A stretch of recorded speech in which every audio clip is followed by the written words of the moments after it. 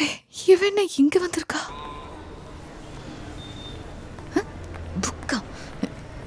என்கிட்ட தான் புக் இருக்கு. ஏய், நீ பூஜா தானே? நான் தென்றல். நண்பா ஒரு டீ. உங்களை 2-3 தடவை பார்த்திருக்கேன். மெடிக்கல் காலேஜ்ல டீ வேணுமா? கிரியோட ஃப்ரெண்டுனா. டீ. டீ குடிக்கிறீங்களா? வேண்டாம். சரிக்கா. ஊருக்கு போறீங்களா? ஆமா. நானும் தான். ஹஸ்பண்ட் வராரு குவைத்துல இருந்த லீவுக்கு. உங்களுக்கு கல்யாணம் ஆயிடுச்சா? ஆகல, பண்ணி வச்சுட்டாங்க. கிரி தான். அவன் ராபினை கூப்பிட்டு வீட்டுக்கு வந்துட்டான். சொல்லவே முடியாத அளவுக்கு பெரிய பிரச்சனை ஆயிடுச்சு. ஒரு வழியா நானும் ராபினும் இங்க வந்துட்டோம். கிரி ஊரை விட்டு ஓட வேண்டியதாயிடுச்சு. கிரி மட்டும் இல்லைன்னா ஏன் சிரிக்கிற? ஒண்ணும் இல்ல, எனக்கு முன்னாடி தெரியும் நீங்க திக் ஃப்ரெண்ட்ஸ்னு. ஆனா 2 டீ. சரிங்க. வடை வேண்டாம்.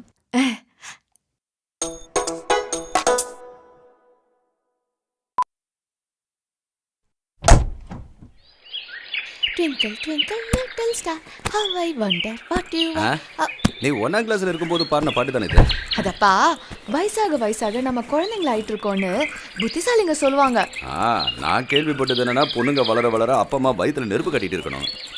இப்போ உன்னோட வயசு என்னன்னு உனக்கு கொஞ்சமா தெரியுமா? இதோ நீ வருவன்னு சொல்லி காலையிலேருந்தே இங்கேயே காத்துக்கிட்டு இருக்கான் இந்த சன்னி. பூஜா, நான் இப்போ ஒரு புதுசாக தொழில் தொடங்கிக்கிறேன். நான் ஒரு மேரேஜ் புரோக்கர். இப்போ ஃபஸ்ட்டு பிஸ்னஸ் உங்ககிட்ட ஆரம்பிக்கலாம்னு நினச்சேன். நல்ல பையன் இருக்கிறான். பொண்ணு பார்க்க வர சொல்லிட்டா? பொண்ணு பார்க்கறதுக்கா? இவளையா? நல்ல விஷயம்தான்.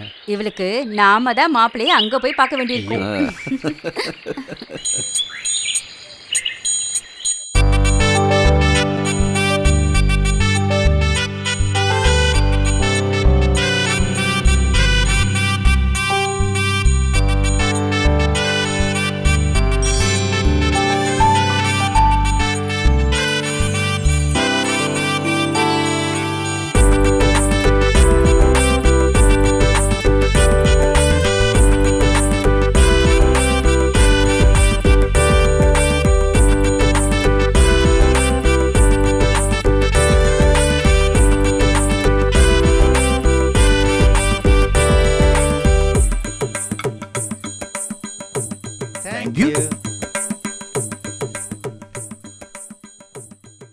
உன் பேர் என்ன? கிரி. ஆ? கிரி. என்ன படிச்சிருக்க? MA தமிழ். கேக்கல. பையனுக்கு சத்தமே வெளியே வராது போல இருக்குது. கொஞ்சம் சத்தமா தான் சொல்ல. MA தமிழ்.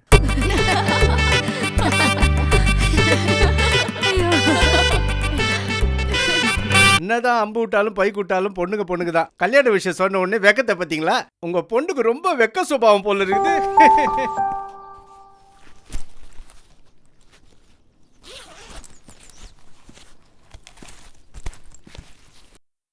நீ வெக்கப்பட்டு ஓடி வந்ததா சன்னி சொல்றான். ஆனா அப்படி ஒரு விஷயம் உங்ககிட்ட இல்லைன்றது அப்பாக்கு தெரியும். அதனால தான் கேட்குறேன். நீ இந்த கல்யாண விஷயத்த பேசும்போதெல்லாம் மட்டும் ஏன் விலகி போற? அதெல்லாம் ஒண்ணும் இல்லப்பா. நான் ஒரு விஷயத்துக்காக வெயிட் பண்றேன். அது நடக்கலன்னா உங்ககிட்ட சொல்றேன். அப்புறம் நீங்க சொன்ன பையனையே கல்யாணம் பண்ணிக்கிறேன். ஓகே? என்ன விஷயம்? எக்ஸாம் ஏதாவது இருக்கா? ஆமா, ஒரு பெரிய எக்ஸாம். நானும் தான் MBBS வரைக்கும் படிச்சிருக்கேன். அது என்ன எனக்கு தெரியாத எக்ஸாம்? சிலபஸ்லாம் மாறிடுச்சு பெருசு, காலமும் மாறிடுச்சு. இவளுக்கு இப்போ சொன்னா புரியாது. இன்னொரு தடவை லெக்சர் எடுக்க வேண்டியதுதான்.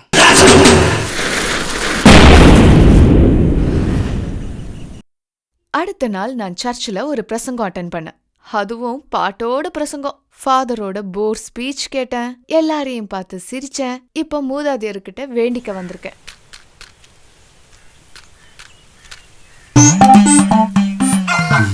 பாரா, யாருது? என் அண்ணனா? எப்ப வந்தீங்க? வந்துட்டு 2 வாரம் ஆச்சு. நான் கொளுத்துறேன். அது பூஜா, உனக்கு தான் தெரியுமே, நான் எஸ்கேப் ஆகணும்னு நினச்சி எஸ்கேப் ஆகிறதில்ல. எவ்வளவோ முயற்சி பண்ணி பார்க்குறேன், ஆனால் எதுவுமே சக்ஸஸ்ஃபுல் ஆக மாட்டேங்குது. இப்போ தான் ஒரு புது ஐட்டம் வந்திருக்கு.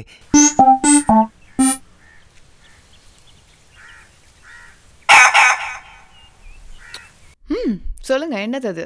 அது நம்ம ஊரில் ஒரு கும்ஃபு டோர்னமெண்ட் நடத்தலான்னு சவுத் இந்தியன் பேஸில் பண்ணால் நல்ல ஒரு அமௌண்ட்டு ஸ்பான்சர்ஷிப்பாக தரேன்னு நம்ம ஜுவல்லரி பால் ப்ரோ சொல்லியிருக்காரு. ம், அவருக்கு இந்த மாதிரி விஷயத்தில் நல்ல இன்ட்ரெஸ்ட் தானே.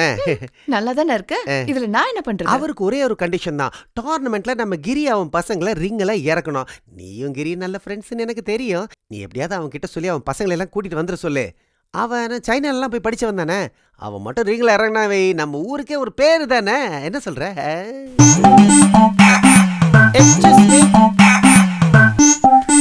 நில்லு. எப்படியாவது. ஐயோ, என்னால முடியாது. நீங்களே நேர்ல போய் சொன்னாதான் செட் ஆகும். ஆஹா, அதெல்லாம் செட் ஆகாது. அவனுக்கு இப்போ என் மேலே நல்ல கோவம் இருக்கும். ஆமா, ஜூலி அக்கா ஏமாத்திட்டு போனதெல்லாம் இன்னும் ஞாபகம் வச்சுட்டா இருப்பாரு. அதெல்லாம் எப்பவும் மறந்துருப்பாருண்ணா. ஓ. நீங்க போய் கேட்டு பாருங்க. ஆ, அப்போதானே அவன் என்னை வெட்டி போடுவான்.